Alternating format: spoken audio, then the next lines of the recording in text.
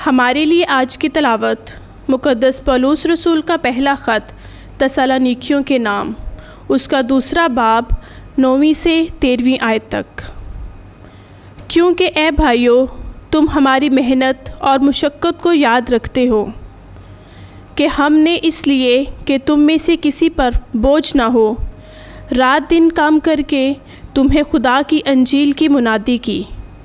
तुम गवाह हो और खुदा भी है कि तुम ईमान लाने वालों में हम क्या ही पाकीज़गी और रास्तबाजी और बेऐबी से गुज़रान करते थे।